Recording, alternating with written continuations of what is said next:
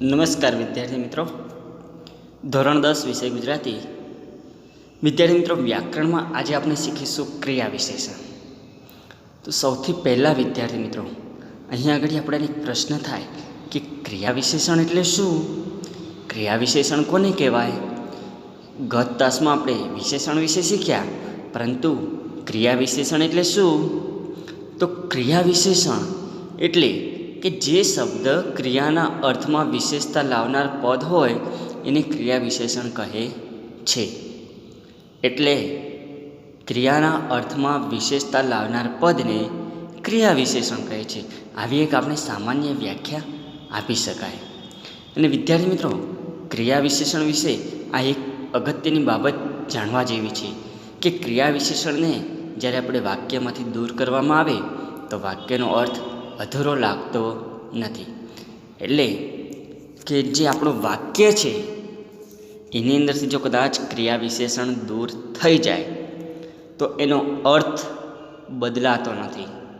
પરંતુ આપણે શુદ્ધ ભાષામાં, શુદ્ધ ગુજરાતીમાં આપણે વાક્યને વ્યવસ્થિત ઢબે રજૂ કરવું હોય ત્યારે આપણે ક્રિયા વિશેષણનો પણ ઉપયોગ કરવો પડે છે.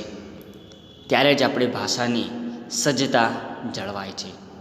તો વિદ્યાર્થી મિત્રો, અહીં આપણે જોઈશું ક્રિયા વિશેષણ એટલે શું અને તેના પ્રકાર. તો ક્રિયાના અર્થમાં વિશેષતા લાવનાર જે પદ છે એને આપણે ક્રિયા વિશેષણ કહીશું. એટલે અહીં વિશેષતા તો છે, પરંતુ એ વિશેષતા શેમાં છે?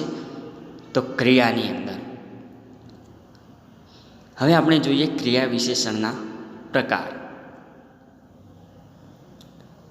વિદ્યાર્થી મિત્રો, ગુજરાતી ભાષામાં આમ તો ક્રિયા વિશેષણના અનેક પ્રકાર પાડ્યા છે, પરંતુ આપણે ધોરણ 10માં જે જરૂરી મુદ્દાઓ છે એને આવરી લેતા આપણે ક્રિયા વિશેષણના અહીં 7 પ્રકાર પાડ્યા છે અને એના 1-2 પેટા પ્રકાર પાડ્યા છે. તો ક્રિયા વિશેષણના પ્રકારોમાં પહેલો પ્રકાર છે રીતિવાચક એટલે રીતવાચક ક્રિયા વિશેષણ. આપણાને આ પ્રકારના નામ પરથી જ આપણને ખબર પડે છે કે રીતિવાચક ક્રિયા વિશેષણ એટલે શું? તો રીતિવાચક ક્રિયા વિશેષણ એટલે કે ક્રિયાની રીત દર્શાવતા શબ્દને રીતિવાચક ક્રિયા વિશેષણ કહે છે. આ ક્રિયા વિશેષણ ક્રિયા કઈ રીતે થઈ એ દર્શાવે છે. કહેવાનો અર્થ શું છે કે આપણે ક્રિયા વિશેષણ વિશે જાણીએ છીએ ત્યારે જે શબ્દની અંદર ક્રિયા કઈ રીતે થઈ રહી છે, ક્રિયાનો એની રીતભાત છે એ કઈ રીતે થઈ રહી છે એ દર્શાવતા શબ્દને આપણે રીતિવાચક ક્રિયા વિશેષણ કહેવાય. આપણે ઉદાહરણ દ્વારા એની વિસ્તૃત માહિતી લઈએ કે નદીનું પાણી ખળખળ વહે છે. આપણે એક ઉદાહરણ જોઈએ. તો નદીનું પાણી વહે છે.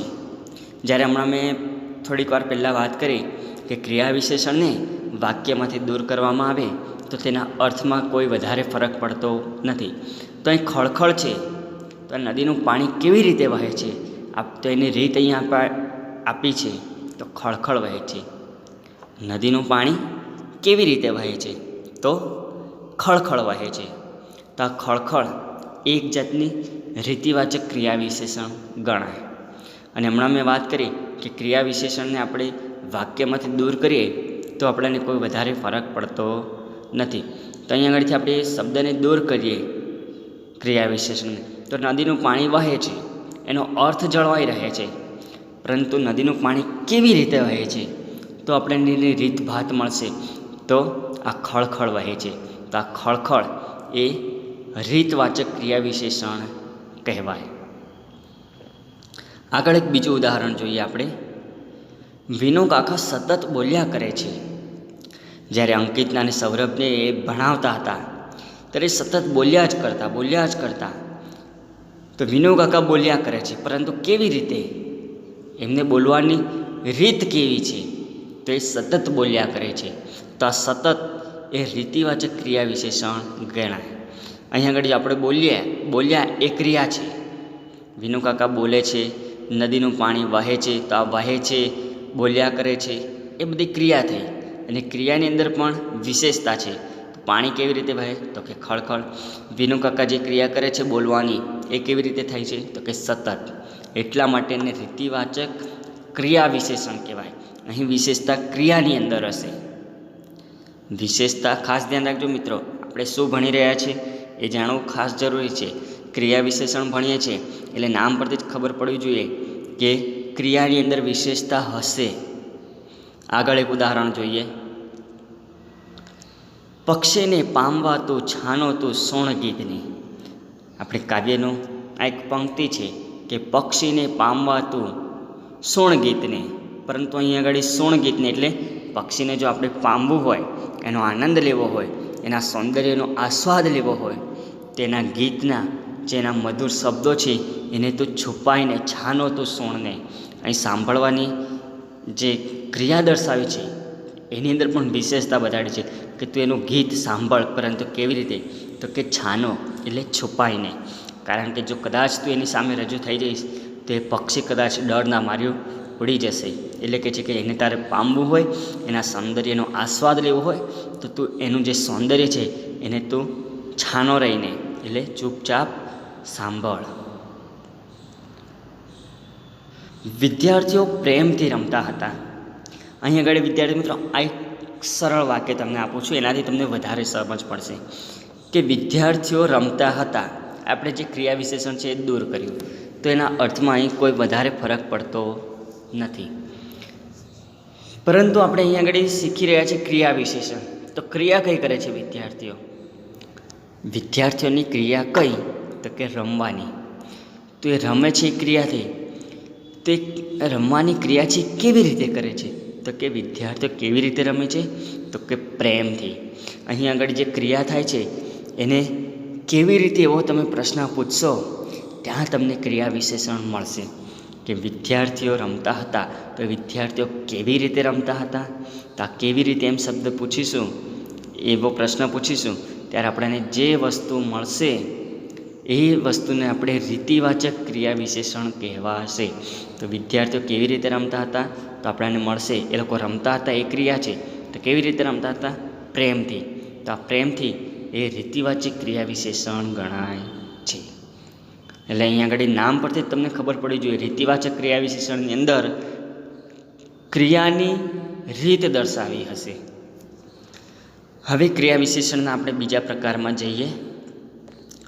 તો ક્રિયા વિશેષણનો બીજો પ્રકાર છે સમયદર્શક ક્રિયા વિશેષણ.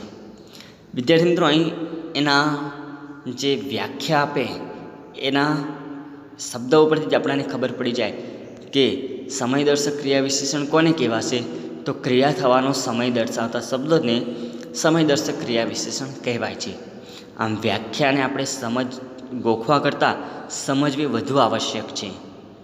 ક્રિયા થવાનો જે સમય દર્શાવ્યો હોય એને આપણે સમયદર્શક ક્રિયા વિશેષણ કહેવાય છે. પરંતુ અહીં આગળ સમય એટલે નિશ્ચિત સમય નથી હોતો. તો એના માટે સમય એના કેટલાક ઉદાહરણથી જ આપણે એની સમજૂતી લઈએ. તમે 4 કલાક વાંચ્યું, એક વાક્ય છે. તો તમે વાંચ્યું એ તમારી ક્રિયા થઈ. ક્રિયા વિશેષણની અંદર ક્રિયા એકદમ આવશ્યક છે. જ્યાં ક્રિયાની ગેરહાજરી હશે ત્યાં ક્રિયા વિશેષણ આવી શકે નહીં, નહીં ને નહીં. એટલે ક્રિયા વિશેષણની અંદર ક્રિયાનો ઉલ્લેખ હોવો ફરજિયાત છે, આવશ્યક છે. જ્યાં ક્રિયાની ગેરહાજરી હોય ત્યાં આગળ ક્યારેય ક્રિયા વિશેષણ આવી શકે નહીં. તો તમે વાંચ્યું, તમે 4 કલાક વાંચ્યું, આ વાક્યની અંદર વાંચવું એ ક્રિયા છે. તો કેટલું વાંચ્યું? તો કે 4 કલાક. અહીં આગળ 4 કલાક એટલે તમને સીધી જ ખબર પડે છે કે એ સમયનો ઉલ્લેખ કરેલો છે. તો કેટલો? તો કે 4 કલાક. આ 4 કલાક આખું જ એ સમયદર્શક ક્રિયા વિશેષણ ગણાય. પરંતુ અમુક સમય એવા દર્શાવ્યા હોય કે જેની અંદર સમય એ સમય જ હોય, પરંતુ આપણને સમજવામાં કદાચ અઘરું લાગે. આઈએ એવા પણ ઉદાહરણ જોઈએ. ભાષણ દરમિયાન શ્રોતાઓ રડી પડ્યા. તો અહીં આગળ કદાચ તમે સમય જોવા જાઓ, તમને એ સમયની ગેરહાજરી લાગે કે શ્રોતાઓ રડી પડ્યા. આ રડી પડ્યા એક ક્રિયા છે, પરંતુ ક્યારે રડી પડ્યા? તો કે ભાષણ દરમિયાન. તો અહીં આગળ તમે કદાચ સમયદર્શક તરીકે જોવા જાઓ કે અહીં તો કોઈ સમય જ નથી આપ્યો, ઘડિયાળના કાંટાનો ક્યાંય ઉલ્લેખ જ નથી. તો વિદ્યાર્થી મિત્રો, આ રડી પડવાનું જે શ્રોતાઓ જે રડી પડે છે એ ક્યારે રડે છે? તો કહેવાય ભાષણ દરમિયાન. કયા સમય દરમિયાન? તો ભાષણ દરમિયાન. તો આ દરમિયાન એ પણ એક જાતનો સમયનો નિર્દેશ કરે છે કે શ્રોતાઓ રડી પડ્યા, પણ ક્યારે? તો કે ભાષણના દરમિયાન. એટલે જરૂર નથી કે સમયદર્શક ક્રિયા વિશેષણની અંદર ઘડિયાળના કાંટાઓનો જે સમય આવે છે નિશ્ચિત, એનો જ ઉલ્લેખ હોય. કદાચ રાત્રિના સમયે, દિવસના સમયે એવો પણ ઉલ્લેખ હોઈ શકે. તો અહીં ભાષણ દરમિયાન એ સમયદર્શક ક્રિયા વિશેષણ કહેવાય. જીવલો અવારનવાર ઘરે આવતો. જીવલો અવારનવાર ભીખુના ઘરે આવતો. તો આપણે આ પાઠના જ શબ્દો છે, વાક્યો છે. તો એ ઘરે આવતો, પરંતુ ક્યારે? એનો કોઈ નિશ્ચિત સમય નહોતો કે આ વારે જ આવતો, રવિવારે જ આવતો, દિવાળી પછી આવતો. એવો કોઈ નિશ્ચિત સમય નથી કે ઘડિયાળના કાંટાનો પણ સમય નથી, પરંતુ અવારનવાર જ્યારે એ ગામમાં આવતો ત્યારે ભીખુના ઘરે અવારનવાર આવતો. એટલે અવારનવાર એ ક્યારે આવતો? તો કે અવારનવાર. આપણે ક્યારે એમ સમય શબ્દ આમ પૂછીશું કે ક્યારે આવતો, આ ક્રિયા ક્યારે થઈ, ત્યારે આપણને જે વસ્તુ મળે એ સમયદર્શક ક્રિયા વિશેષણ કહેવાય. તો અહીં અવારનવાર ઘરે આવતો. જીવલો ક્યારે આવતો? તો અવારનવાર આવતો. તો અહીં અવારનવાર એ સમયદર્શક ક્રિયા વિશેષણ કહેવાય છે. ચિત્તની વૃત્તિ સદાય નિર્મળ રાખવી. મનુષ્યના ચિત્તની વૃત્તિ એ નિર્મળ રાખવી, પણ ક્યારે? તો કે સદાય. એટલે અહીંયા આગળ તમે કોઈ જ સમયનો ઉલ્લેખ નહીં, પરંતુ 24/24 કલાક, 7 દિવસ, 365 દિવસ, એમ ટૂંકમાં કહીએ તો આપણી જે આખી જિંદગી છે એ સમય દરમિયાન ચિત્તની વૃત્તિ સદાય નિર્મળ રાખવી. તો નિર્મળ રાખવી એક ક્રિયા થઈ, પરંતુ આપણું જે ચિત્ત છે, મન છે, એને નિર્મળ રાખવું પણ ક્યારે? તો કે સદાય. હંમેશા આપણા ચિત્તની વૃત્તિ સદાય નિર્મળ રાખવી. તો આ સદાય છે એ પણ સમયદર્શક ક્રિયા વિશેષણ છે. હવે આપણે ક્રિયા વિશેષણમાં આપણે ત્રીજો પ્રકાર જોઈએ, સ્થળવાચક ક્રિયા વિશેષણ. સ્થળવાચક ક્રિયા વિશેષણ કોને કહેવાય? તો જ્યાં ક્રિયાનું સ્થળ દર્શાવતા જે શબ્દો હોય, ક્રિયાનું સ્થળ દર્શાવતા શબ્દને સ્થળવાચક ક્રિયા વિશેષણ કહે છે. એના પણ આપણે ઉદાહરણ દ્વારા સમજૂતી લઈશું કે કેવા કેવા સ્થળો હોય. કદાચ નિશ્ચિત સ્થળ હોય પણ ખરા, કદાચ અનિશ્ચિત સ્થળ પણ હોઈ શકે. તો ઉદાહરણ દ્વારા એની સમજૂતી લઈએ આપણે. ખેડૂતો ખેતરમાં કામ કરે છે. તો અહીં આગળ આ સ્થળવાચક ક્રિયા વિશેષણની અંદર ક્રિયા તો આવશ્યક જ છે, પરંતુ એને આપણે પ્રશ્ન પૂછીશું ક્યાં, તો આપણને સ્થળવાચક ક્રિયા વિશેષણ પ્રાપ્ત થશે. ખેડૂતો કામ કરે છે, પણ પ્રશ્ન પૂછો ક્યાં કામ કરે છે, કઈ જગ્યાએ કામ કરે છે, ત્યારે આપણને ઉત્તર મળશે ખેતરમાં. તો ખેડૂતો ખેતરમાં કામ કરે છે. આ કામ કરવું એ તો ક્રિયા થઈ, એ તો ક્રિયા આવશ્યક જ છે. તો કામ કરે છે, પરંતુ ક્યાં, કઈ જગ્યાએ, કયા સ્થળે, તો આપણને જવાબ મળશે ખેતરમાં. તો આ ખેતર એ સ્થળવાચક ક્રિયા વિશેષણ ગણાય છે. હવે આપણે આગળ એક બીજું ઉદાહરણ જોઈએ. અમદાવાદ ઉતરતી વખતે બસમાં છત્રી ભૂલી ગયો. અમદાવાદ ઉતરતી વખતે બસમાં છત્રી ભૂલી ગયો. આ જ્યારે આપણે એક હાસ્ય નિબંધ ભણ્યા હતા, છત્રી, એનું જ આ વાક્ય છે. તો છત્રી ભૂલી ગયા. અહીં છત્રી એક વસ્તુ તરીકે છે, આપણાને એક સંજ્ઞા તરીકે છે, પરંતુ ભૂલી ગયો એ ક્રિયા છે. તો ભૂલવાની ક્રિયા ક્યાં થઈ, કઈ જગ્યાએ? તે સ્થળ, એ જગ્યા એ બસ છે કે અમદાવાદમાં ઉતરતી વખતે બસમાં છત્રી ભૂલી ગયો. તો અહીં આ બસ એ સ્થળવાચક ક્રિયા વિશેષણ ગણાય છે. બાળક ખોળામાં રમે છે. બાળક રમે છે ક્યાં? તો કે ખોળામાં. તો આ ખોળો એ સ્થળવાચક ક્રિયા વિશેષણ ગણાય છે. અહીં આગળ જરૂર નથી કે સ્થળ એટલે એવું સ્થળ કે જ્યાં આગળ આપણે ટપાલ કે વ્યવહાર કરી શકીએ એવું જ નિશ્ચિત સ્થળ, પરંતુ અમુક જગ્યાએ એવા અનિશ્ચિત સ્થળો પણ હોય છે, જગ્યાનો ઉલ્લેખ થતો હોય છે. તો બાળક માતાના ખોળામાં રમે છે, તો માતાનો ખોળો એ એની રમવા માટેનું એક સ્થળ ગણાય. ચોરે ક્યાંથી પ્રવેશ કર્યો એ જાણવું જરૂરી છે. અહીં આગળ વિદ્યાર્થી મિત્રો આ વાક્ય જુઓ તો આની અંદર પ્રશ્નાર્થવાચક વાક્ય છે. ચોરે ક્યાંથી પ્રવેશ કર્યો એ જાણવું જરૂરી છે. આ એક આખું સળંગ વાક્ય છે. તેની અંદર એક પ્રશ્ન પૂછવામાં આવે છે કે ચોરે ક્યાંથી પ્રવેશ કર્યો. તો અહીં આગળ આપણને જો સ્થળનો નિર્દેશ નથી, પરંતુ એ સ્થળ જાણવા માટે પ્રશ્ન સ્વરૂપ રજૂ થયું છે. ચોરે ક્યાંથી પ્રવેશ કર્યો. ચોરે પ્રવેશ કર્યો, આપણે આ વાક્ય સામાન્ય રીતે જોઈએ તેને ક્યાંથી પ્રવેશ કર્યો, તો આ ક્યાંથી શબ્દ આવ્યો એક સ્થળવાચક તરીકે લીધું છે, અને ક્યાંથી એ પ્રશ્નાર્થવાચક વાક્ય છે, એટલે આખું વાક્ય પ્રશ્નાર્થ તરીકે થઈ ગયું છે. ચોરે પ્રવેશ કર્યો તો ક્યાંથી કર્યું, એનું સ્થળ કયું, તો આ ક્યાંથી શબ્દ આવ્યો એના લીધે આખું વાક્ય પ્રશ્નાર્થ વાક્ય થઈ ગયું.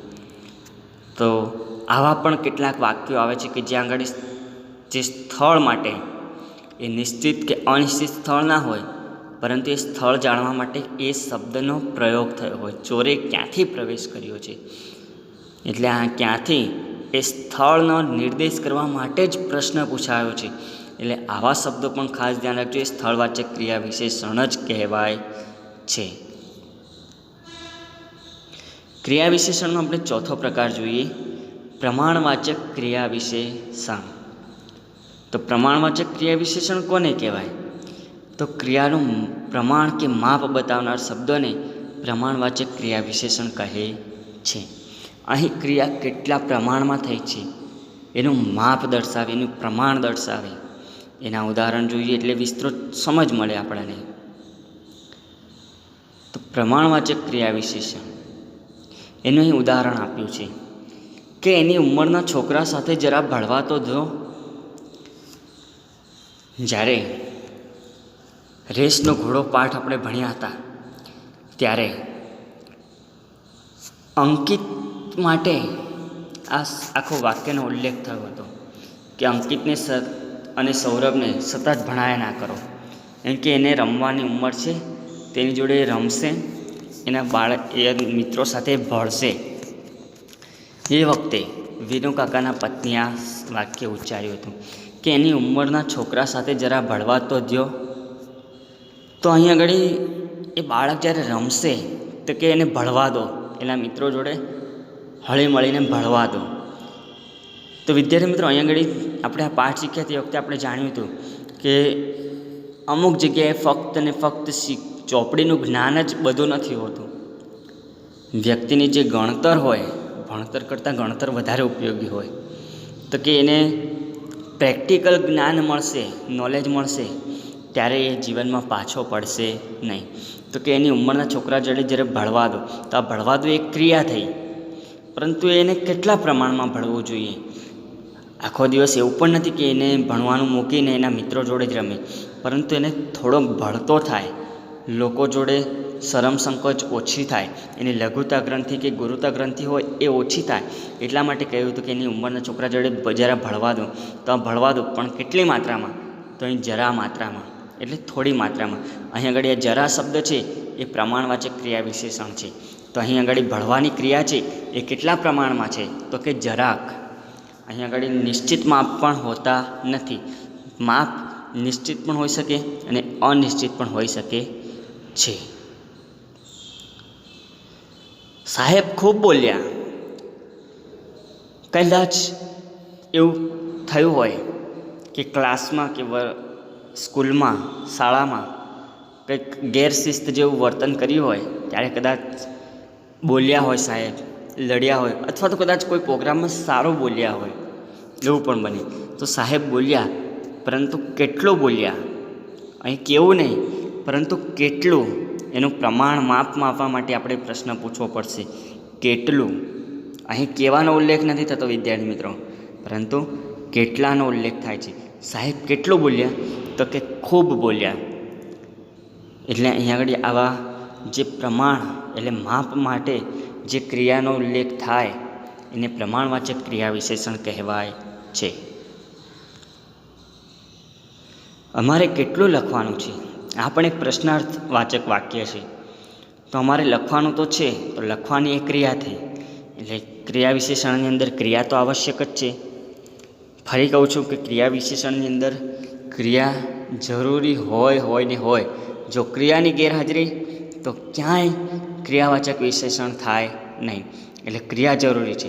તો અહીં લખવાની એક ક્રિયા થઈ, પરંતુ કેટલું લખવાનું એનું પ્રમાણ કે માપ આપ્યું નથી, પરંતુ એ માપ જાણવા માટે એક પ્રશ્નસૂચક શબ્દ આપેલો છે કે અમારે કેટલું લખવાનું છે. તો આ કેટલું એના ઉત્તરમાં આપણને એનું પ્રમાણ જ મળવાનું છે. એટલે આ જે શબ્દ છે પ્રશ્નાર્થવાચક, તો અહીંયા આગળ કેટલું એનાથી આપણને જવાબમાં પ્રમાણ જ મળવાનું છે. કેટલું લખવાનું છે, 1 પેજ, 2 પેજ, 3 પેજ. તો આવા જે શબ્દો હોય અહીં કેટલું એ જોવાય છે પ્રશ્નાર્થવાચક, પરંતુ એ શબ્દનો જ્યારે આપણે આખો જ વાક્ય જોઈશું તો એ પ્રશ્નાર્થ છે. તો એના ઉત્તરમાં આપણને પ્રમાણવાચક ક્રિયા વિશેષણ જ મળવાનું છે. તો વિદ્યાર્થી મિત્રો 10મા ધોરણમાં આવી ભૂલ થાય નહીં. જ્યાં પ્રશ્નાર્થવાચક વાક્ય હોય તો ત્યાં આગળ એ પ્રશ્ન શેના માટે ઉલ્લેખ થયો છે? સમય માટે, રીત માટે કે પછી પ્રમાણ માટે? કેવી રીતે કીધું હોય તો આપણને રીત મળશે, ક્યાં પ્રશ્ન પૂછ્યો હોય તો તેનું સ્થળ મળશે, ક્યારે પ્રશ્ન પૂછ્યો હોય તો સમય મળશે, અને કેટલું એવો શબ્દ પૂછ્યો હોય તેનું પ્રમાણ મળશે. એટલે વિદ્યાર્થી મિત્રો આ વસ્તુ ખાસ ધ્યાન રાખજો. અહીં આગળ કેટલું એ પ્રમાણવાચક ક્રિયા વિશેષણ તરીકે વપરાયું છે. છોકરાઓ અતિશય દોડતા હતા. છોકરાઓ દોડતા હતા, દોડવાની એમની ક્રિયા હતી. તો છોકરાઓ કેટલો દોડતા હતા? 1 કિલોમીટર, 2 કિલોમીટર, 5 કિલોમીટર. પરંતુ અહીં આગળ એનું નિશ્ચિત પ્રમાણ કે માપ નથી આપ્યું, પરંતુ એ લોકો મસ્તી જ કરતા હતા. એટલે કહી શકાય કે અતિશય દોડતા હતા, ખૂબ વધારે માત્રામાં. એટલે વિદ્યાર્થી મિત્રો અહીં આગળ અતિશય એ પ્રમાણવાચક ક્રિયા વિશેષણ કહેવાય છે. એટલે વિદ્યાર્થી મિત્રો અહીં આગળ જે એના પ્રકારો આપ્યા છે એ ખાસ કાળજીપૂર્વક તમે સમજજો. ક્રિયા વિશેષણનો આપણે એક 5મો પ્રકાર જોવા જઈ રહ્યા છીએ. તો ક્રિયા વિશેષણનો 5મો પ્રકાર છે અભિગમન, એટલે કે સંભાવનાવાચક ક્રિયા વિશેષણ. અભિગમ એટલે સંભાવનાવાચક ક્રિયા વિશેષણ. તો વિદ્યાર્થી મિત્રો અહીં આગળ આપણને ખબર પડે કે અભિગમ એટલે શું, એ વળી ક્રિયા વિશેષણમાં શું હશે. તો આપણે એની વ્યાખ્યા જોઈએ. તો ક્રિયા થવાની સંભાવના અથવા ક્રિયા ન થવાનો જે અભિગમ દર્શાવ્યો હોય. ક્રિયા થવા માટે કોઈ ક્રિયા થઈ ગઈ તો એની સંભાવના હોય, એની શક્યતા હોય, ક્રિયા થશે કે નહીં થાય. જો થશે તો કેટલી માત્રામાં થશે, કેવી રીતે થશે, એવા અનેક પ્રશ્નો હોય. ક્રિયા ન થવાનું જે કારણ હોય એવા બધા અભિગમ દર્શાવતા હોય. એ જે શબ્દો હોય એને અભિગમવાચક ક્રિયા વિશેષણ કહેવાય છે. તો આપણાને કદાચ વ્યાખ્યા થોડી અટપટી લાગતી હોય તો એને શાંતિથી સમજો.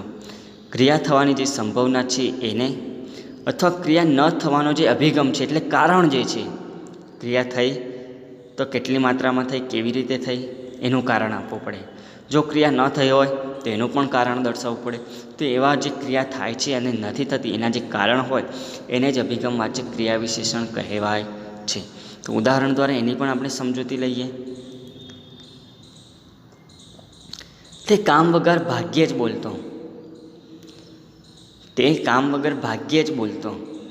તો અહીં આગળ જે બોલતો વ્યક્તિની ક્રિયા થઈ, કોઈ પણ વ્યક્તિ હશે એ કામ વગર ભાગ્યે બોલતો. અમુક લોકો હોય છે બહુ ઓછું બોલતા હોય છે, તો બોલવાની એની ક્રિયા થઈ, પરંતુ એ ક્યારે બોલતો? તો કે એ ભાગ્યે જ બોલતો, બહુ ઓછા બોલો હતો, જરૂર પડે તો જ બોલતો. તો એનું કારણ અહીં આગળ આવેલું છે કે ક્યારે બોલતો? તો કે ભાગ્યે જ બોલતો. તો ભાગ્ય એટલે જરૂર હોય એટલું જ એ બોલતો, બાકી એ શાંત રહેતો. બીજા ઉદાહરણ જોઈએ આનું, એટલે વધારે સમજ મળે આપણે. વિનુ કાકાનું વર્તન મને બરાબર ન લાગ્યું. વિનુ કાકાનું વર્તન મને બરાબર ન લાગ્યું. આ વર્તન એમનું જે છે એ ક્રિયા તરીકે લઈએ આપણે. તેમનું વર્તન કેવું હતું? કોઈકને સારું લાગતા હશે કે બાળકો પ્રત્યે ભણાવે છે એટલે સારું, પડોશીઓને સારું લાગ્યું હશે કે બાળકો પ્રત્યે ધ્યાન આપે છે, પરંતુ અતિશય અંદર આવી ગયા હતા એ ભણવું. ત્યારે એમનું વર્તન એમના પત્નીને સારું નહોતું લાગ્યું. એટલે એમ કહી શકાય કે વિનુ કાકાનું વર્તન મને બરાબર ન લાગ્યું. એટલે અહીં આગળ બરાબર ન લાગ્યું એનું એક કારણ છે. વિનુ કાકાનું વર્તન કેવું લાગ્યું? તો કે બરાબર ન લાગ્યું.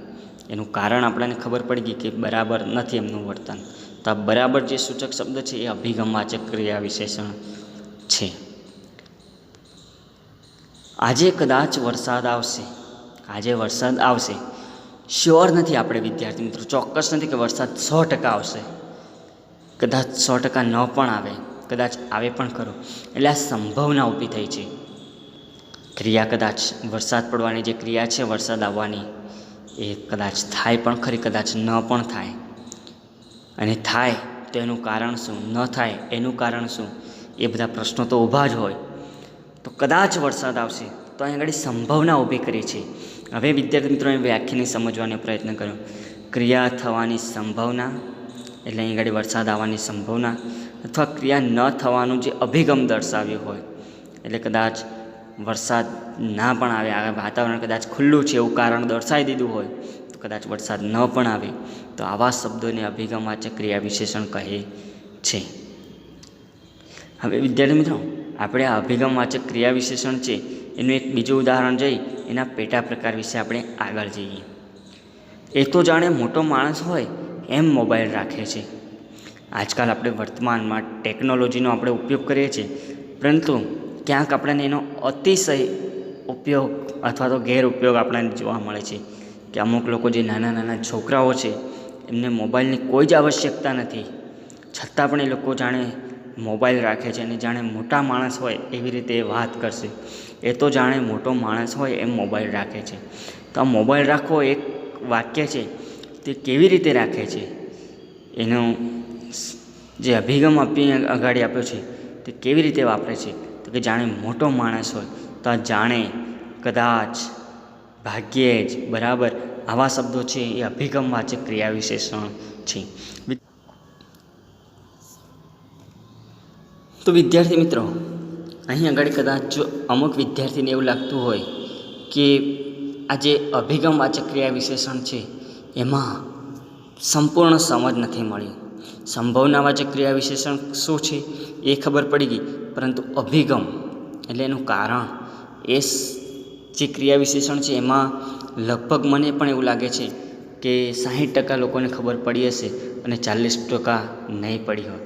તો આવો આપણે તેના પેટા પ્રકાર વિશે જોઈએ અને પછી સંપૂર્ણ માહિતી મળશે. કે જે અભિગમવાચક એટલે સંભાવનાવાચક ક્રિયા વિશેષણ છે એના 2 પેટા પ્રકાર છે.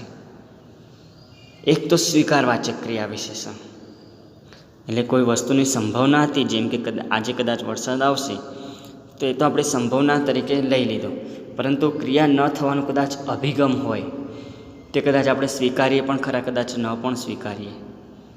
તો એના કેટલાક એમાં 2 પેટા પ્રકાર પડ્યા છે સ્વીકારવાચક ક્રિયા વિશેષણ. તો સ્વીકારવાચક ક્રિયા વિશેષણની અંદર કઈ બાબતનો ઉલ્લેખ હોય? અહીં આગળ એક વાક્ય આપ્યું છે, સારું, તમને ગમ્યું ને?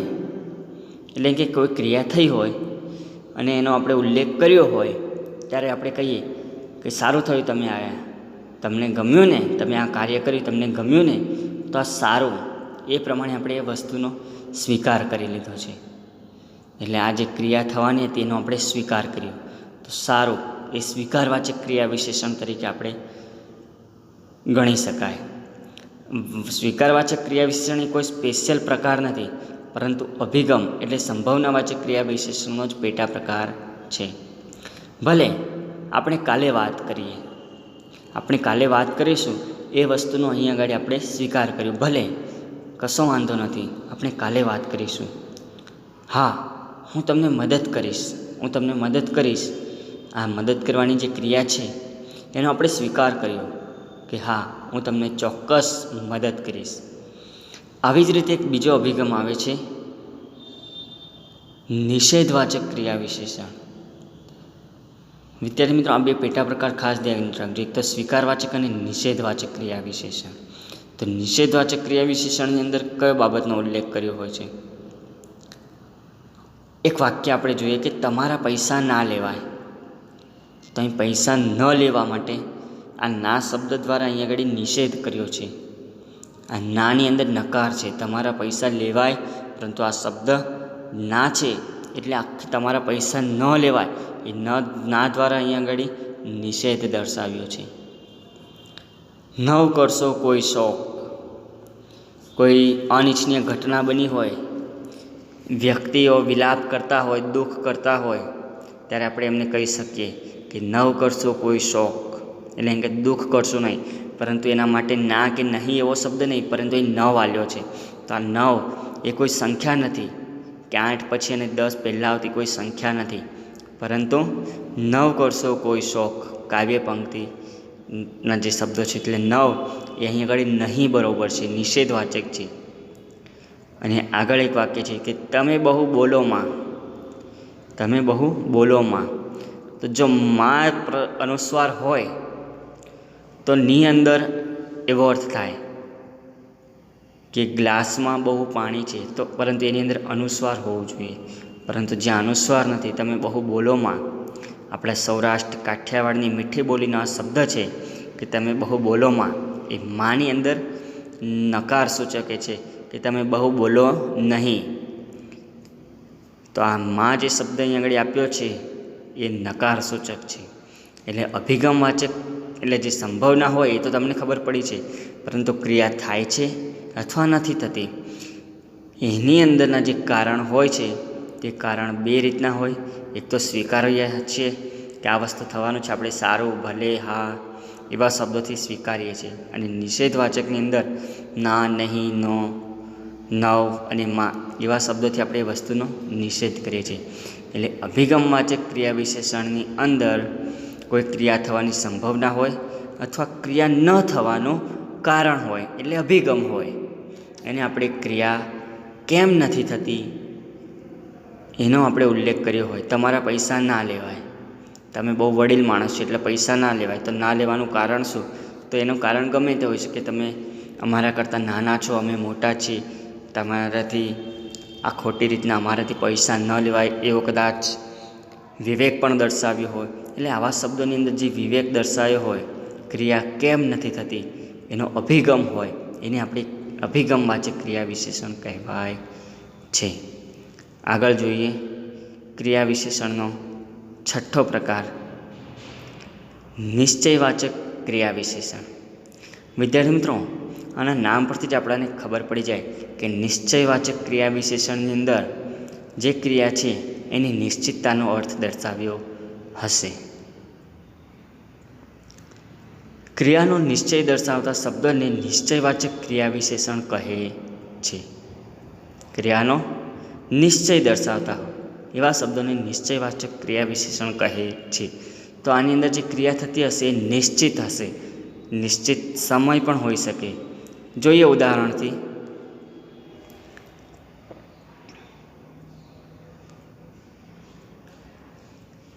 અમારા ઘરે તમે જરૂર પધારજો. અહીં આગળ વિદ્યાર્થી મિત્રો આ વાક્ય છે, અમારા ઘરે તમે પધારજો. પરંતુ એના માટે આપણે જો કદાચ દબાણપૂર્વક કીધું હોય, આપણા અતિથિ હોય, મહેમાન હોય, એને કીધું હોય કે તમે ચોક્કસ પધારજો, તેવા નિશ્ચય આપી દે, એમ ચોક્કસ 100% આવવાનું જ છે એવા નિશ્ચયવાચક જે શબ્દો હોય, ત્યાં આગળ જે ક્રિયામાંની અંદર આનો ઉપયોગ થયો હોય એને આપણે નિશ્ચયવાચક ક્રિયા વિશેષણ કહેવાય છે. તમારે પધારવાનું જ છે, પરંતુ બોલવા ખાતર કે કહેવા ખાતર નહીં, પરંતુ તમારે જરૂર પધારવાનું છે.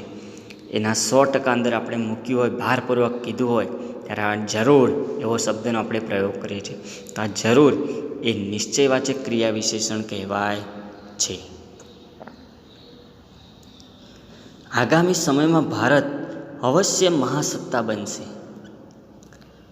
વિદ્યાર્થી મિત્રો, આ વાક્ય ખાસ ધ્યાનથી જુઓ કે આગામી સમયમાં ભારત અવશ્ય મહાસત્તા બનશે. આપણા જે અનેક દેશોની જે સત્તા હોય એમાં ભારતને એક નિશ્ચિત સ્થાન હશે. તો આગામી સમયમાં ભારત મહાસત્તા બનશે, પરંતુ એ વસ્તુ આપણે ભારપૂર્વક કીધી છે, અવશ્ય, ચોક્કસ. એ ચોક્કસતા લાવવા માટે આપણે અવશ્ય શબ્દ વાપર્યો, એટલા માટે એને નિશ્ચયવાચક ક્રિયા વિશેષણ કહેવાય છે. ભારત મહાસત્તા બનશે બધા જ ઈચ્છી રહ્યા છે, પરંતુ આપણા જે વર્તમાન કાર્ય આપણી ભારતની પ્રગતિ જોઈને આપણે એને કદાચ કહી શકાય અવશ્ય આ દેશ મહાસત્તા બનશે, ત્યારે આ અવશ્ય એ નિશ્ચયવાચક ક્રિયા વિશેષણ કહેવાય છે. આ લોકો ખરેખર ભૂલી જશે. અમુક કાર્ય કીધું હોય અથવા તો આપણે કદાચ કીધું હોય કે અમે તમને નહીં ભૂલી શકીએ, પરંતુ આપણને વિશ્વાસ હોય, નિશ્ચિત હોઈએ આપણે, તો આ લોકો આ કાર્ય કરવામાં ભૂલી જશે અથવા તો ભૂલી જશે કોઈ પણ વસ્તુ. આ લોકો ખરેખર ભૂલી જશે.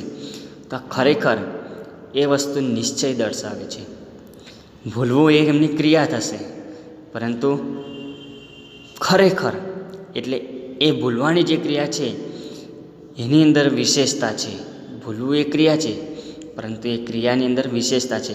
ખરેખર ભૂલી જશે તો આ ખરેખર એ નિશ્ચયવાચક ક્રિયા વિશેષણ કહેવાય છે. મહેનત કરે તેને ચોક્કસ સફળતા મળે છે.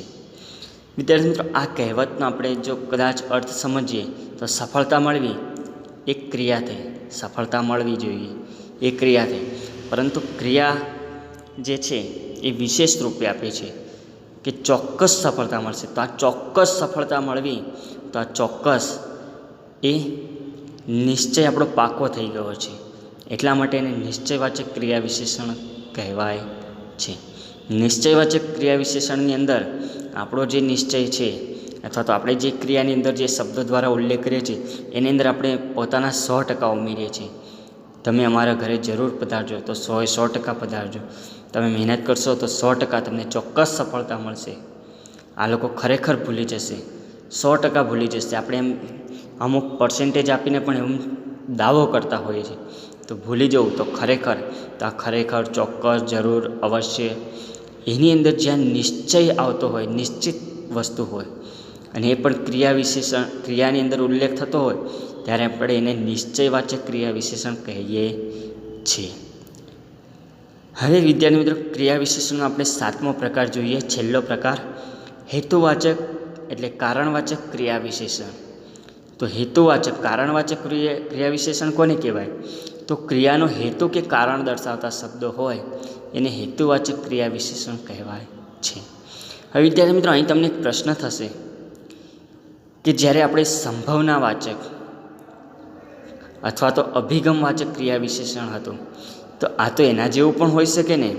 પણ વિદ્યાર્થી મિત્રો, એ બંનેમાં અંતર છે. જ્યારે આપણે અભિગમવાચક ક્રિયા વિશેષણ જોયું તો એની અંદર ક્રિયાની સંભાવના હતી અથવા તો ક્રિયા ન થવાનો જે અભિગમ હતો એની અંદર કેવું હતું? ક્રિયા ન થવા માટે અભિગમ આપ્યો હતો. અને આની અંદર ક્રિયા થઈ રહી છે એનો હેતુ હોય, એનું કારણ હોય. પહેલાંમાં વિદ્યાર્થી મિત્રો ક્રિયા નથી થઈ એનો અભિગમ હોય, ક્રિયા નથી થતી એનો અભિગમ હોય છે.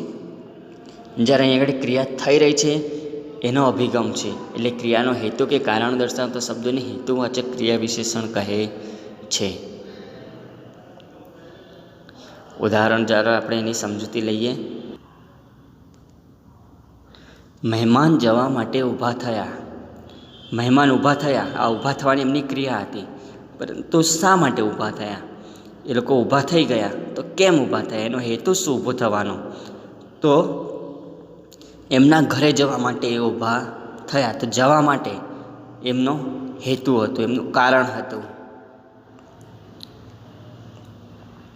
બાળકો રમવા મેદાનમાં જાય છે. બાળકો મેદાનમાં જાય છે.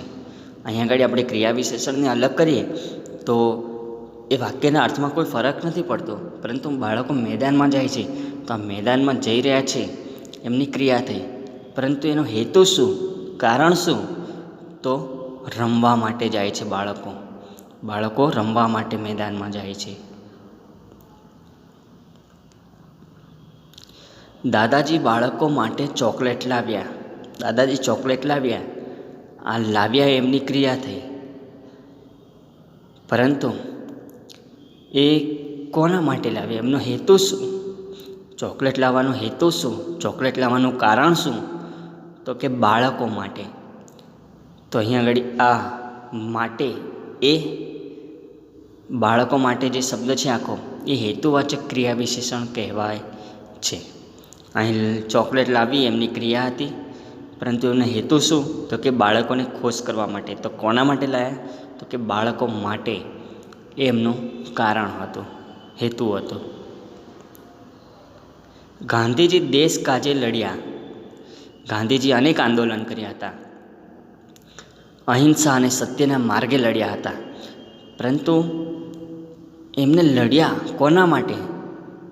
તો દેશ કાજે, દેશ માટે લડ્યા હતા. તો આ કાજે જે શબ્દ છે એ કદાચ આપણા માટે નવો હોઈ શકે. તો આ કાજેનો અર્થ માટે જ થાય છે, પરંતુ આ શબ્દ આપણે અર્થ જાણવો જરૂરી છે. તો આ કાજે એટલે માટે. તો દેશ કાજે એ લડ્યા હતા, એટલે દેશ માટે લડ્યા હતા. તો લડવું એમની ક્રિયા હતી, પરંતુ એમનો હેતુ શું લડવા માટેનો? તો કે દેશ માટે અહિંસા અને સત્યના માર્ગે લડ્યા હતા.